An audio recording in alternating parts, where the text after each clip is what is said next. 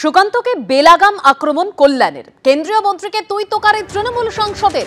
CISF গুলি চালিয়ে চলে যাবে, এত বড় হিম্মত? ওর বুকে গুলি লেগে যাবে। সুকান্ত মজুমদারের মস্তানি বার করে দেব। 10,000 ভোটে জিতেছে বালুরঘাটে। এবার দেখছি আমরা বাংলার মানুষকে চেনে না, এসব উত্তরপ্রদেশে গিয়ে দেখাক। হাওয়া দিয়ে উড়িয়ে দেব। মাঠে কোনোদিন দেখেছেন ওকে?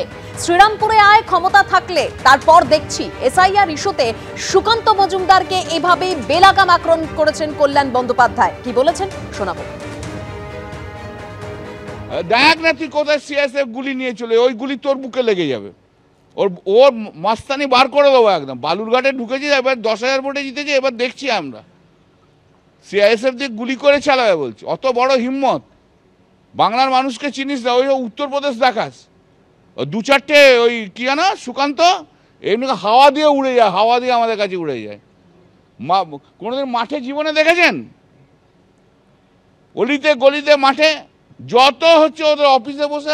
আয় না একবার বক্তৃতা দিতে আমাদের এখানে, আয় তুই শ্রীরামপুরে বলবি, আয়, তারপর তুই ঘরে ফিরে যাস কি করে দেখবো। আর কল্যাণ বন্দ্যোপাধ্যায়ের চ্যালেঞ্জ গ্রহণ করলেন সুকান্ত মজুমদার। ক্ষমতা থাকলে ওড়াবেন, কালে শ্রীরামপুরে যাচ্ছি। পাল্টা হুঙ্কার সুকান্ত মজুমদারের।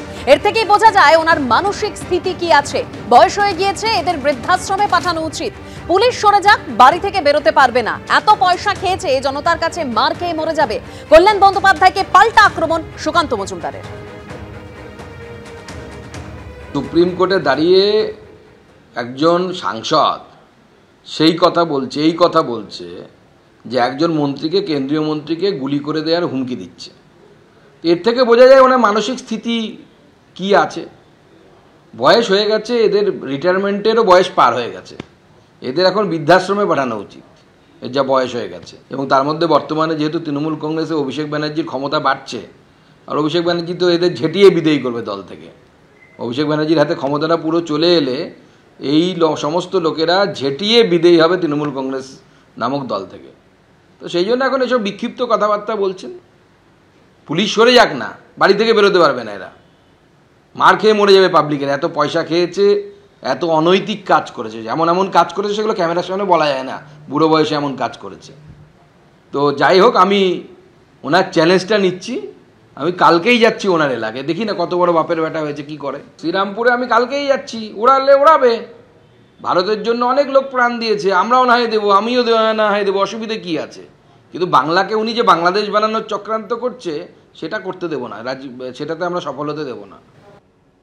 পশ্চিমবঙ্গে এসআইআর এখনো শুরু হয়নি, তবে তা নিয়ে শুরু হয়ে গেছে তুমুল বাকযুদ্ধ। সুকান্ত মজুমদার হুঁশিয়ারি দিয়ে বলেছিলেন, সেন্ট্রাল বাহিনী নামলে কিন্তু গুলি চলবে। পাল্টা তৃণমূল বিধায়ক অখিলগিরি হুমকির সুরে বলেছেন, বাপের বেটা যদি থাকে সুকান্ত মজুমদার, কলকাতায় একটা গুলি চালাও, দেখবো কত বড় ক্ষমতা। শুনুন।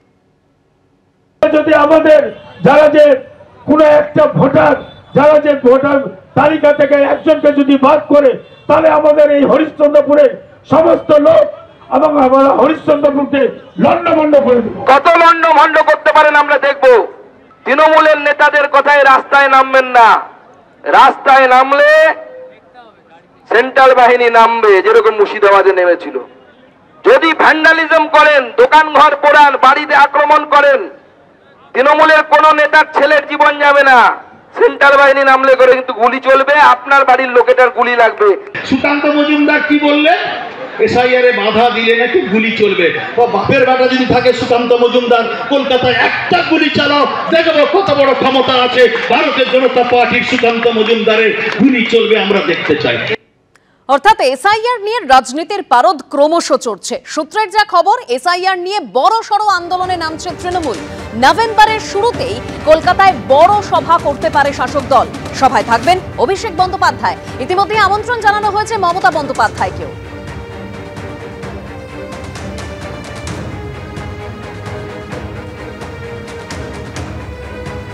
এসআইআর নিয়ে বড় সড় আন্দোলনে নামছে তৃণমূল কংগ্রেস, এবং যা খবর রয়েছে সূত্রে, যে নভেম্বরের শুরুতেই কলকাতায় বড় সভা করতে পারে শাসক দল।